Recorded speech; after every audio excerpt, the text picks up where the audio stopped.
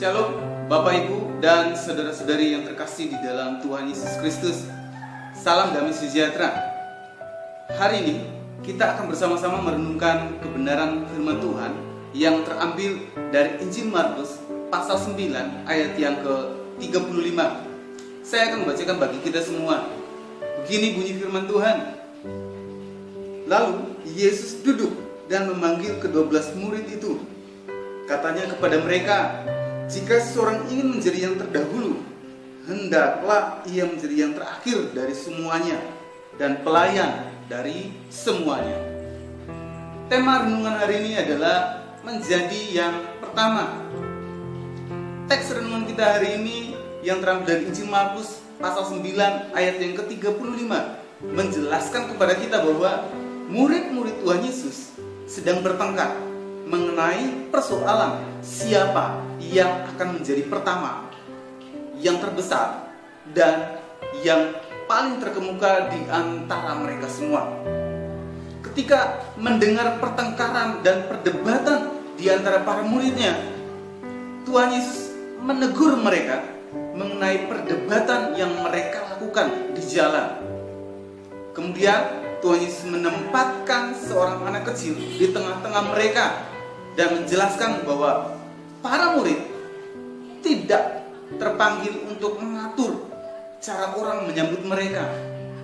Mereka harus mempersiapkan sambutan terhormat bagi orang lain.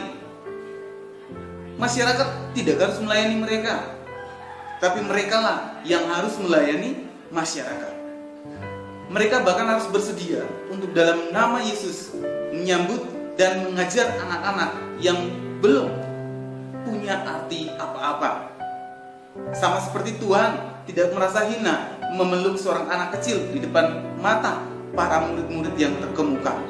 Begitu pula para murid seharusnya tidak merasa hina menerima siapa saja dalam nama Tuhan Yesus.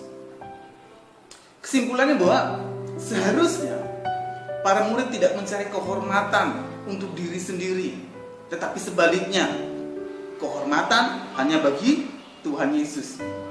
Karena para murid tidak dipanggil untuk berjalan di muka kaum yang paling terkemuka, tetapi untuk menyambut orang-orang yang paling kecil sekalipun dan menggendong mereka selaku pelayan. Dengan cara itulah orang menjadi yang terbesar, terkemuka, dan terdepan di dalam kerajaan surga. Apa benang merah yang dapat kita pelajari dari renungan hari ini?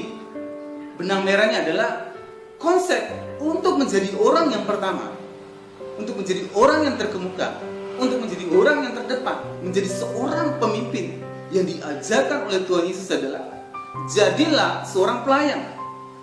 Jadilah seorang pelayan.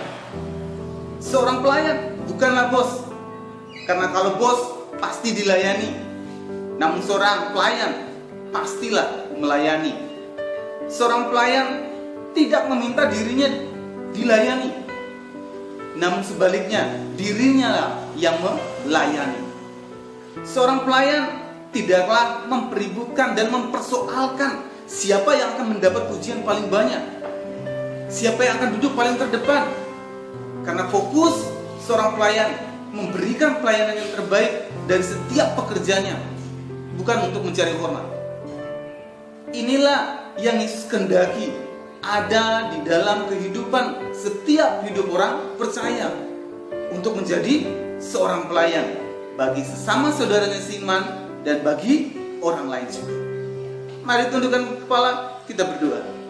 Tuhan Yesus, kami mengucap syukur hari ini dari renungan firman Tuhan mengajarkan dan mengingatkan kami ketika kami ingin menjadi seorang yang terdepan, menjadi orang yang pertama, menjadi seorang pemimpin. Ajar kami untuk terus menjadi seorang pelayan yang melayani sesama kami. Terima kasih Tuhan, kami sudah berdoa dan mengucap syukur. Amin. Kiranya renungan hari ini terus menguatkan langkah iman kita dalam mengiringi Tuhan Yesus Kristus. Tetap teruslah berdoa, tetap teruslah percaya, dan tetap teruslah bersyukur.